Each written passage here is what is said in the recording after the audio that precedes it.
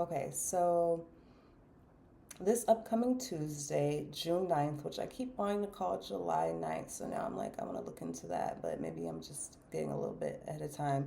Um, June 9th is an interesting day in astrology. So, first, let's just kind of set the tone for the day with the moon sign. The moon will be going into Aries that day, and that day is ruled by Aries planetary ruler. So every day of the week is ruled by a planet. Tuesdays is Mars. So if you track the patterns, anytime pretty much the moon is in either Aries or Scorpio on a Tuesday, the energy is very intense. It's good to get a lot of things done, but you can also be you can be almost a little bit impulsive because you want to act so badly. You just want to be in action. You want movement to be catalyzed, that it's like, okay, let's be intentional about what movement we're setting in motion, about what passions we're igniting or what we're applying our passion toward. Not just getting that energy of passion off, as Mars can sometimes be tempted to do. And so that's kind of some of the foundation, a little bit of the energetic foundation for this day. We have two aspects that I wanted to point out. We have Mercury square Saturn, and we have Venus conjunct Jupiter. So with Mercury square Saturn, when we have a square sign, um, you're only, so if you were standing at 45-degree angle from someone, or actually if you're standing at a 90-degree angle from someone, you would not be able to see their whole face, right? So this is kind of like how square aspects are between the two energies. It's like each side can only see one half of the equation, one half of the story. And there is so much to learn from squares because whatever is acquired through that learning curve is a part of your development. It's a part of growing your capacities, your potential. So with Mercury square Saturn, there is a dynamic between the mind and the brain hemispheres and what we're building outside, like what it is that we are building with our minds. So we're learning right now about manifestation, the power of the thoughts that we harbor, but also where our nervous system is, how that's operating. Is it regulated? Is it dysregulated? What helps that? So right now, some of those things may be coming into your awareness. If there's like a new routine or um, a new approach to things, a new mentality, because right now we're realizing blind spots toward what we're building.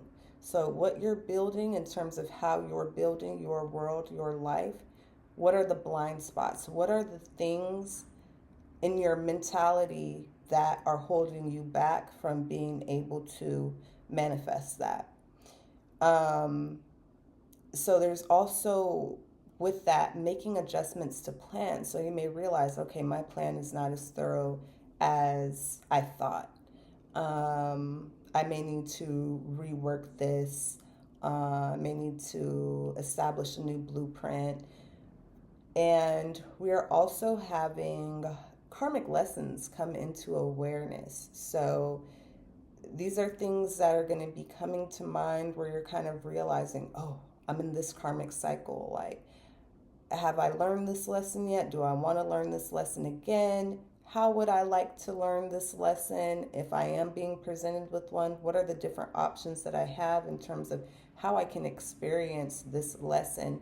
And how can I think about the ways in which me taking on whatever this challenge that is a lesson is, how can that help create my world? Like, how can that expand the capacity of what I can build?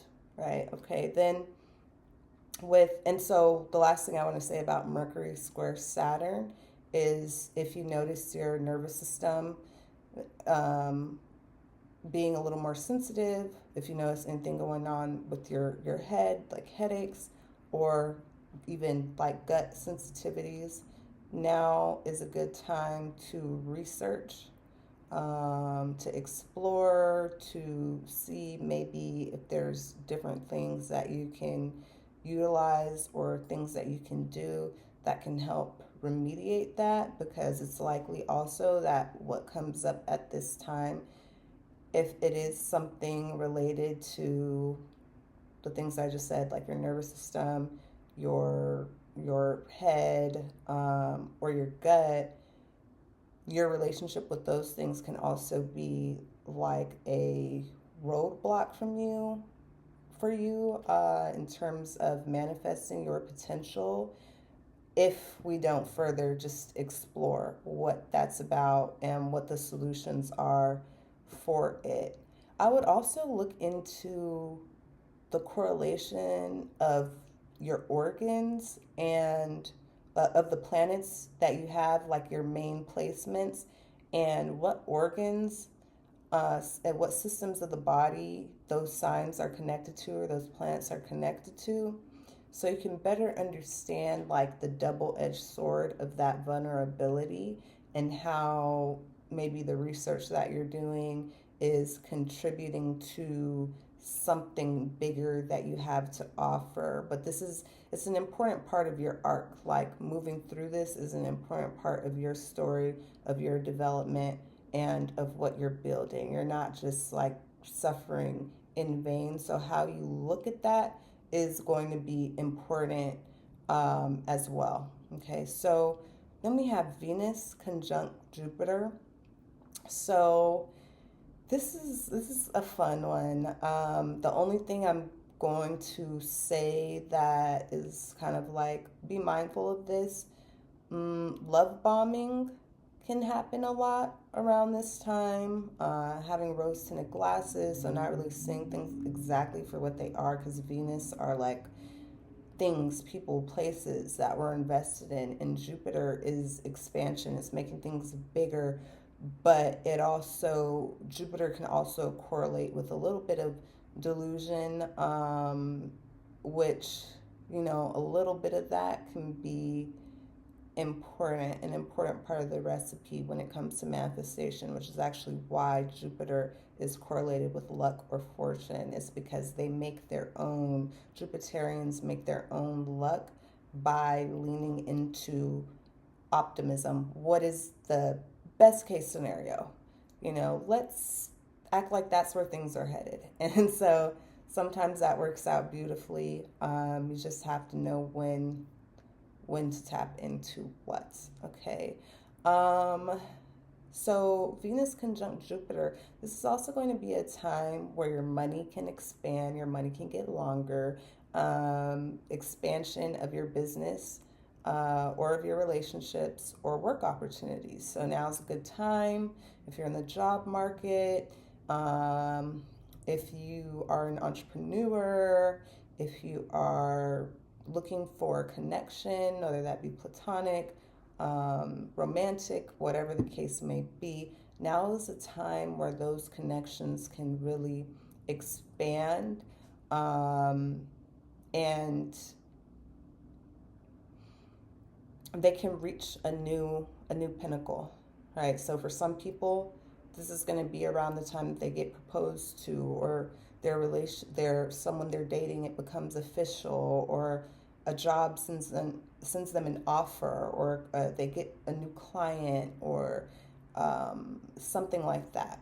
So we also have playing with your passions leading to further opportunities. So, like, let's say if you do something right now, you do it for fun. Maybe you make content, or maybe you paint, or maybe you rap, or whatever the case may be, right? But you're having fun with it, you're in your authentic energy, and something can be catalyzed beyond just that. Like you might end up getting money from that. You may end up being seen by someone who can catapult your passions into a career or can help you along that path, um, or something like that.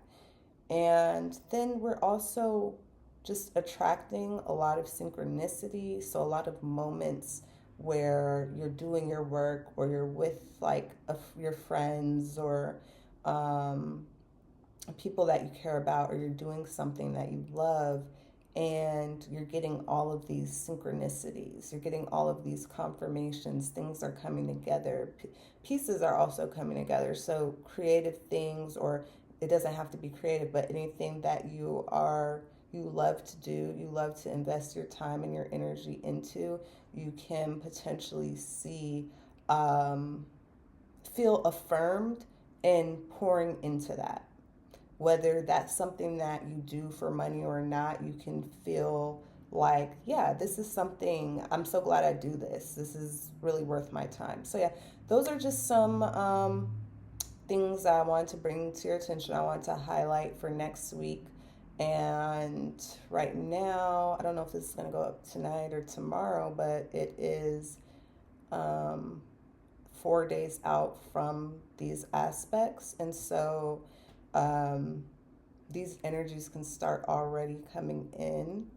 But yeah, it's a good time to be receptive, be open, um, pay attention to what's on your mind and what's happening around you.